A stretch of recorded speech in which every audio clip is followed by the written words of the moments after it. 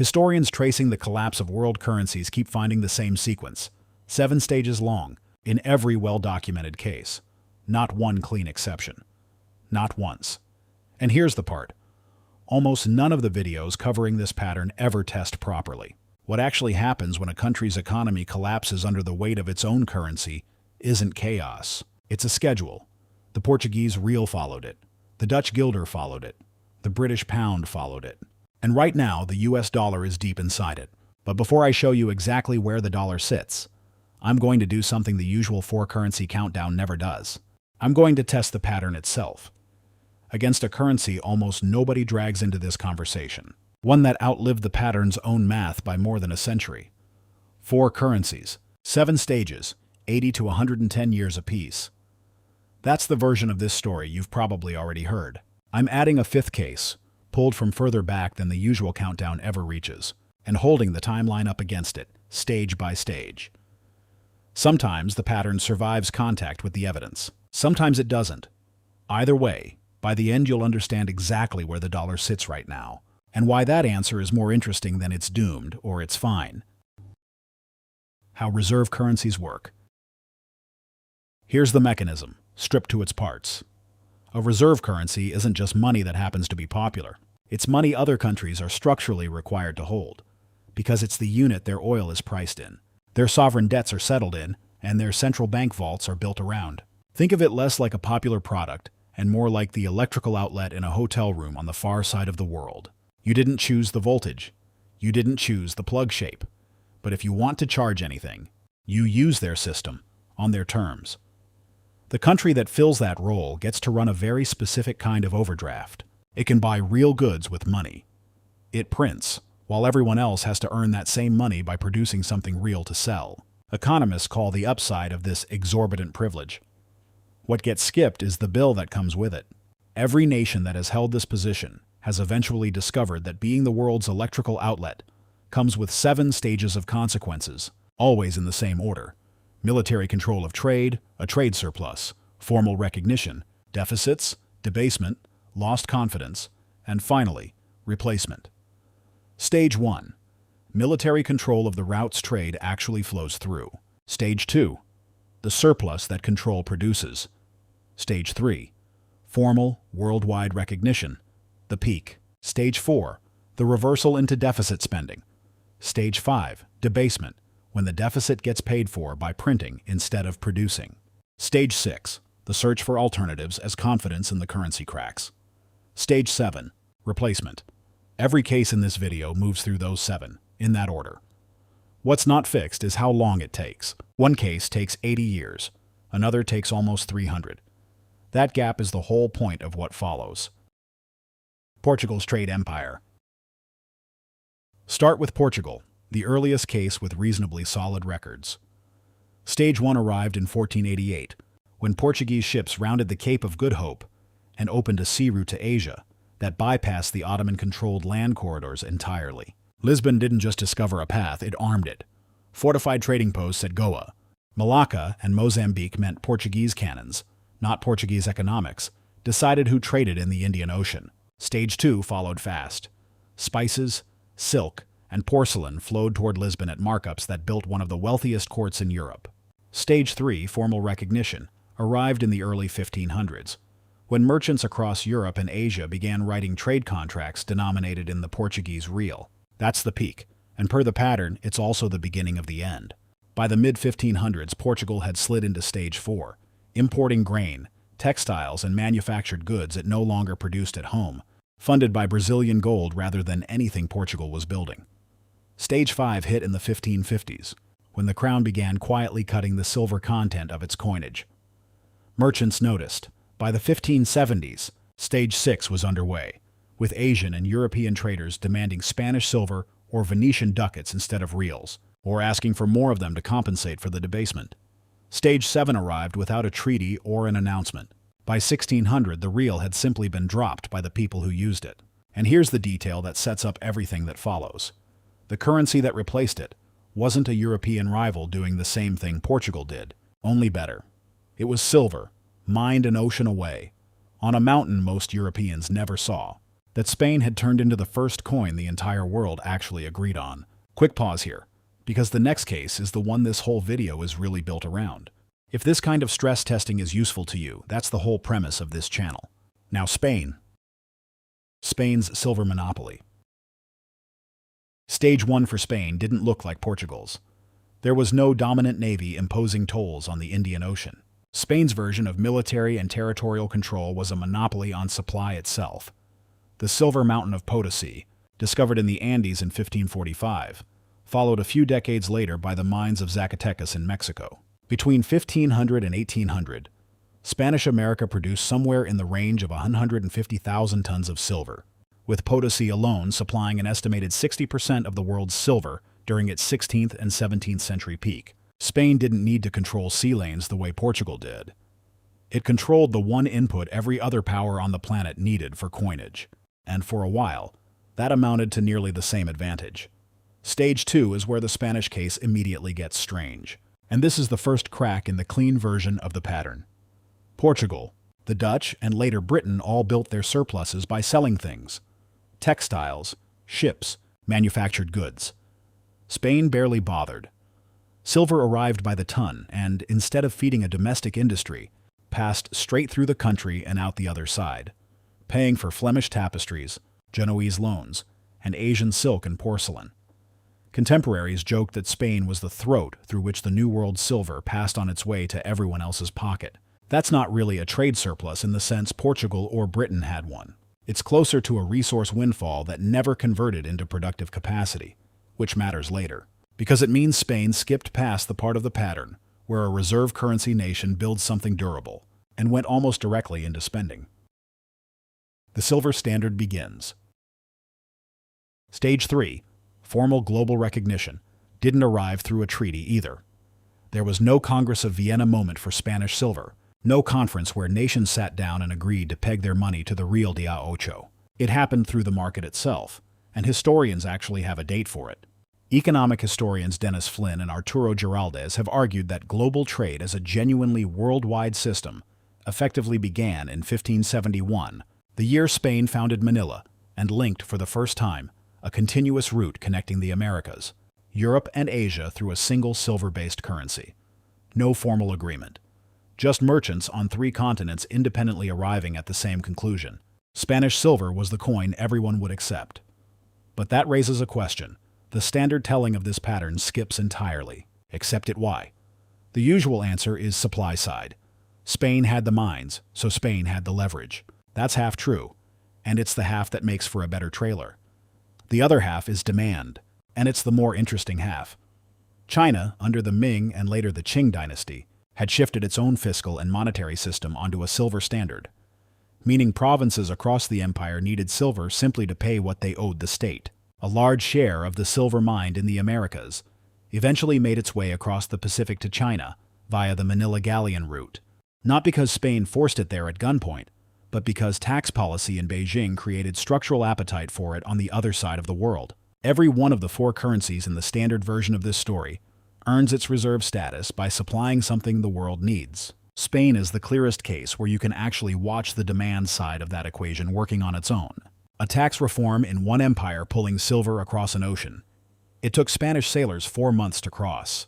The Manila Galleon route itself ran continuously from 1565 until 1815. 250 years of Spanish silver crossing the Pacific for Asian goods. Worth holding on to, because that single trade route already outlasted the entire lifespan the standard pattern assigns to any reserve currency. 13 royal defaults. Stage 4. Deficit spending. Hit Spain earlier and harder than any of the other 3 cases, and for a specific reason: war, not trade. The Habsburg crown financed a near-continuous run of European wars against France, the Dutch provinces, and eventually half the continent, largely on borrowed money, while sitting on one of the largest supplies of precious metal in world history. Philip II defaulted on the crown's debts 4 separate times during his reign, in 1557, 1560, 1575, and 1596, and Spain went on to default on its sovereign debt 13 times between 1557 and 1882, more than any other country on record. Sit with what that actually means. The nation minting the world's trade currency was, At the same time, one of history's most reliable serial bankrupts. That's not a contradiction. It's stage 4 in its purest form. Living beyond your means doesn't require a current account deficit if you can keep borrowing against silver shipments that haven't arrived yet. And Spain did exactly that, repeatedly, for over a century. So how does a government that defaults 13 times keep its currency trusted internationally for another 200 years? This is where the Spanish case breaks from the other three completely, and it's the single most useful thing this test uncovers. 2 currencies, 1 crown. Stage 5, in Portugal, the Netherlands, Britain, and the United States, means the same coin that circulates internationally gets debased. That is not what happened in Spain, and the distinction matters enormously. Spain's gold and silver coinage, the real de a ocho actually used in international trade, was not debased at all between 1497 and 1686. The crown left the trade coin alone. What it debased instead was a separate, domestic-only currency, copper vellon, introduced in 1599, specifically so the government could mint money out of almost nothing without touching the internationally trusted silver. Within a few decades, debased copper coinage made up the overwhelming majority of currency actually circulating inside Spain, with copper reportedly reaching as high as 92% of domestic coinage by the mid-1600s, and the resulting inflation and repeated devaluations caused genuine unrest at home. Spain, in other words, ran 2 currencies at once. A domestic one it wrecked to cover its bills, and an international one it protected, because protecting it was the only thing keeping silver-hungry foreign merchants willing to trade at all. Every other case in this pattern debases the one currency that matters. Spain split the damage in 2, and that split is exactly why its decline looks nothing like the others on a timeline. Stage 6, the search for alternatives, arrived on 2 different clocks in Spain's case, and they didn't move together. At home, confidence in the vellon collapsed within decades of its introduction. By the 1620s, Spaniards were already treating their own copper coinage the way people treat money they expect to lose value overnight. Internationally, the picture moved far more slowly. Genoese and Dutch bankers kept lending against Spanish silver shipments for another century, because the actual trade coin remained sound, even while the crown behind it kept going bankrupt. The real break came from the supply side, not a crisis of confidence. The Latin American wars of independence through the 1810s and 1820s severed Spain from Potosi, Zacatecas, and every other mine that had fed the system for close to 3 centuries. You cannot remain the world's silver standard once the mines backing it belong to newly independent republics that owe you nothing. 286 years, not 110. Stage 7, replacement, is where the Spanish case produces its most important result, and it has almost nothing to do with a rival currency swooping in. There was no clean handoff. The peso didn't get formally dethroned at a conference the way the pound would, centuries later, at Bretton Woods. It simply kept circulating, in shrinking territory, for far longer than anyone testing an 80 to 110-year hypothesis would expect. When the newly independent United States created its own mint in 1792, it defined the American dollar to match the weight and silver content of the Spanish dollar, because the Spanish coin was already the dominant currency circulating in the colonies. Spanish and Spanish-derived silver coins remained legal tender in the United States all the way until the Coinage Act of 1857 formally ended the practice. Run the numbers with the most conservative dates available. 1571, the founding of Manila, as the closest thing this case has to a formal Stage 3 moment, to 1857, when the last legal vestige of the peso's monetary status in America was finally erased. That's roughly 286 years. Nearly triple the top end of the 80 to 110-year window, the 4-case version of this pattern treats as universal. Spain's final verdict. So does the 7-stage pattern hold for Spain? Here's the honest answer, and it's more useful than a simple yes or no. Every single stage happened in the same order with the same underlying mechanics. Military-backed resource control, an unproductive windfall standing in for a trade surplus, market-driven global adoption, war-financed overspending, a debasement the crown routed around its own trade currency, a 2-speed loss of confidence, and a replacement that took generations rather than years. The stages are real. The clock is not. If the 7-stage pattern is a law of currency physics, Spain is the outlier that should worry anyone treating the 80 to 110-year window as a hard deadline. If it's a description of a repeating mechanism whose speed depends on the specifics of each case, Spain is exactly the evidence you'd want before trusting a forecast built on 4 data points. The Guilders fast fall. The Dutch case moves fast by comparison, and it's the cleanest example of the pattern running at close to textbook speed. Stage 1 arrived through the Dutch East India Company, which wasn't really a trading company in the modern sense.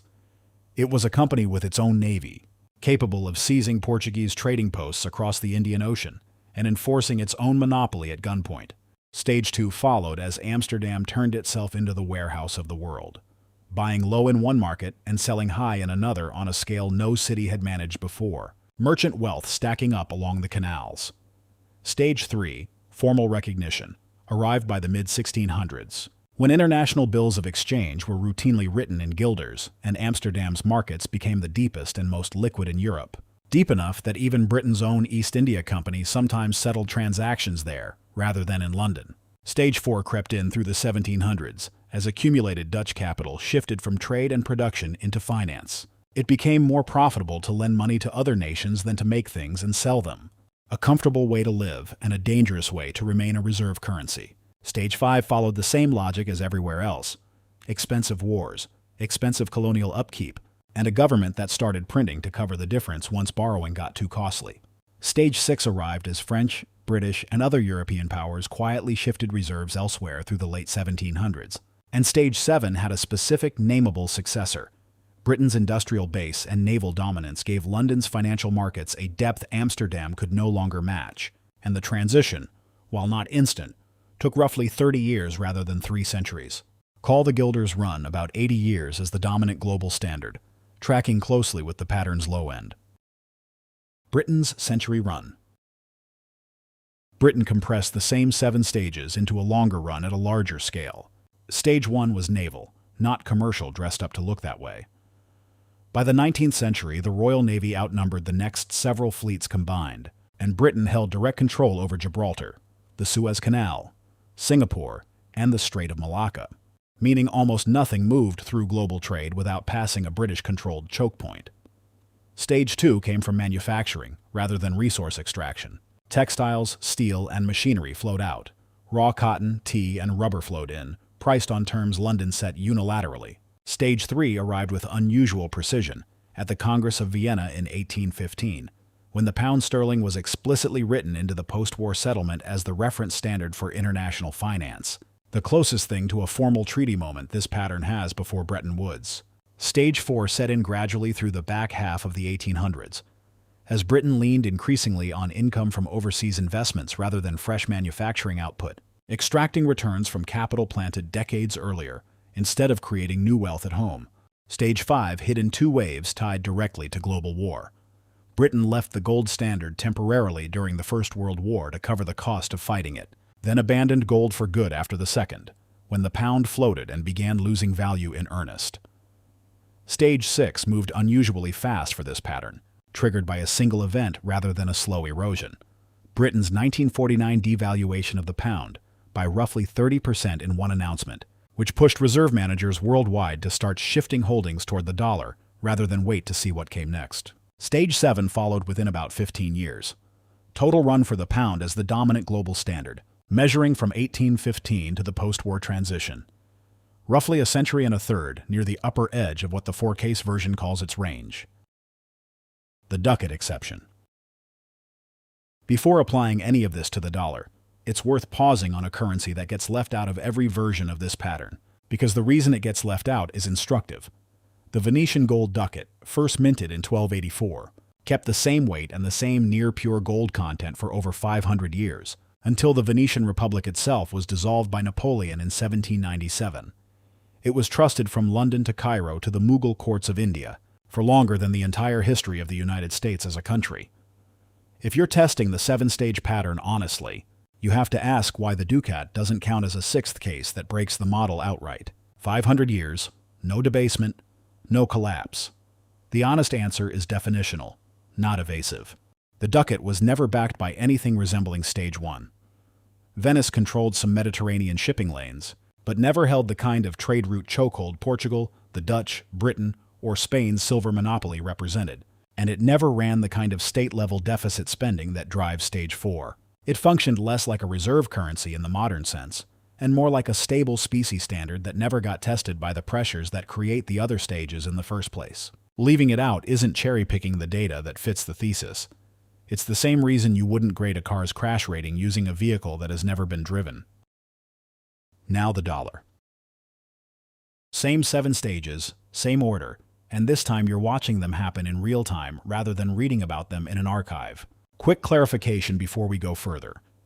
This is historical and analytical breakdown, not financial advice, so treat it as information, not a recommendation. Stage 1. Military control of trade routes. The U.S. Navy operates 11 active aircraft carriers, more than the combined carrier fleets of China, the UK, India, France, Italy, and Spain, with a presence at or near virtually every choke point that matters. Hormuz, Malacca, Suez, Panama, Bab el-Mandeb, achieved by 1945, still holds. Check. Stage 2. Massive trade surplus.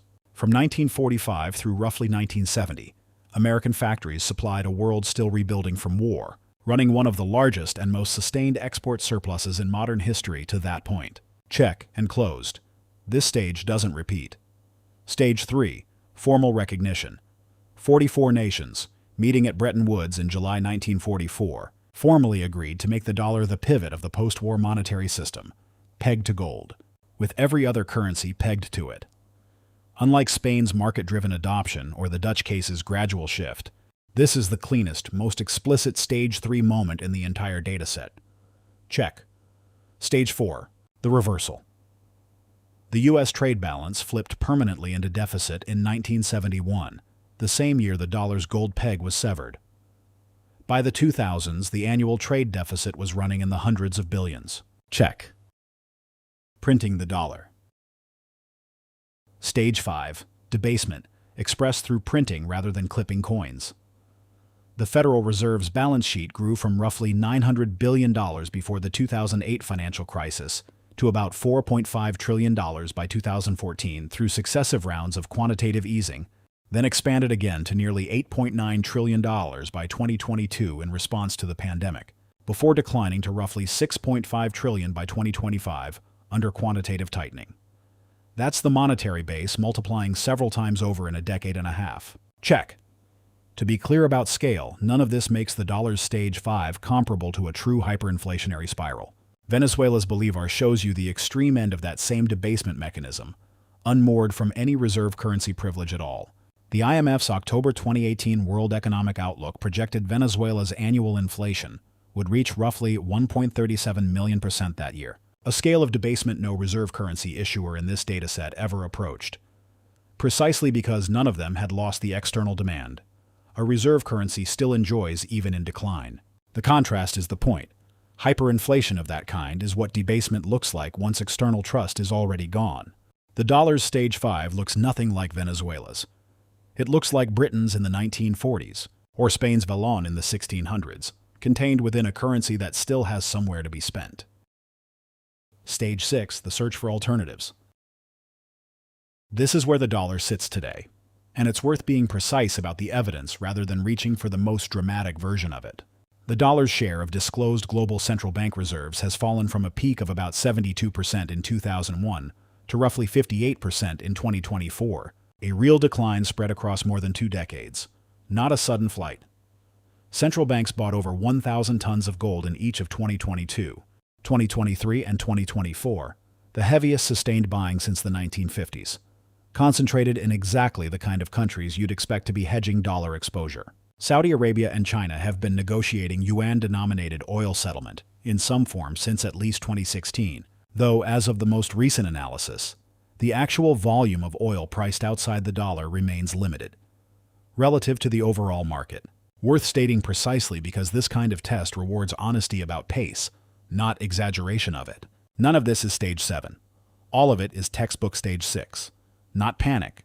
A slow, broad-based diversification away from a single point of trust. Check with the emphasis on early. The $13 trillion risk. And here's the piece the standard version of this story tends to leave out entirely. The closest thing to a global financial crisis warning built into the pattern itself.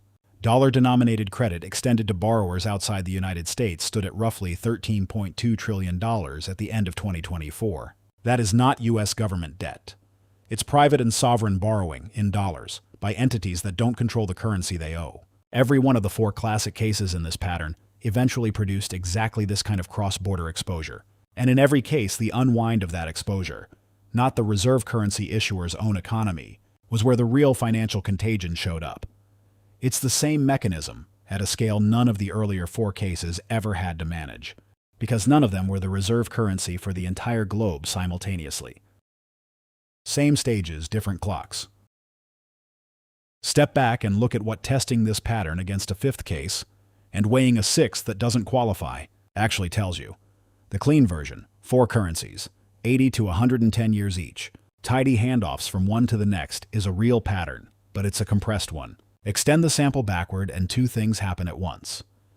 First, the stages themselves hold up remarkably well. Every case here, Portugal, Spain, the Netherlands, Britain, and the United States, moves through military-backed advantage, a surplus phase, formal global adoption, a reversal into deficit, a debasement, a loss of confidence, and, in 4 of 5 completed cases, a replacement, always in that order. Second, the timeline that gets treated as a law turns out to be closer to a range with a very long tail, and Spain's silver peso is that tail. 280-some years is not a rounding error on top of a 110-year ceiling. It's evidence that a reserve currency's actual lifespan depends heavily on specifics the 4-case version glosses over. How the underlying advantage is structured, whether the trade currency and the domestic currency are the same thing or 2 different things, and how gradually or suddenly the demand side of the equation shifts. That last point connects directly to something the Spanish case makes unusually visible. Reserve currency transitions aren't clean handoffs. The peso didn't vanish the moment the pound became dominant in London's financial markets after 1815. It kept circulating as legal tender in the United States for another 42 years, overlapping with the very currency that would eventually replace the pound itself. The guilder didn't disappear the moment Amsterdam lost its position to London either. It stayed in regional use for decades afterward. If that overlapping gradual pattern is closer to how these transitions actually work than a sudden baton pass, it reframes what Stage 6 and Stage 7 should look like for any currency currently inside them. Not a single dramatic event, but a long stretch where the old standard and its eventual successor circulate side by side, the old one slowly losing ground rather than collapsing outright. So where does that leave the dollar? Tested against the widest sample this pattern actually supports? Still in Stage 5, showing the early architecture of Stage 6, a real, measurable, multi-decade shift in reserve composition, not a headline event. Every currency that has occupied this position has eventually moved into Stage 6 and then Stage 7. On that point, 5 out of 5 completed and in-progress cases agree, and the mechanics driving each of them, a trade currency and a domestic currency drifting apart, external demand shifting for reasons that have nothing to do with the issuing country's own choices, accumulated debt that keeps growing until it can't, are all visibly present in the dollar's current position, sourced and dated rather than asserted. What the wider sample refuses to give you is a clean countdown clock. Spain's peso should make anyone confident about a precise decade for Stage 7 pause, because the pattern that predicted an 80 to 110-year lifespan missed by nearly 200 years on its best documented outlier. The stages are the reliable part of this story. The timeline never was, and testing that honestly, rather than assuming it, is the only way a pattern like this is worth anything at all. What comes next? If you want the next stress test, running this same 7-stage framework against currencies this video didn't have room for, subscribe, because the pattern isn't finished being checked.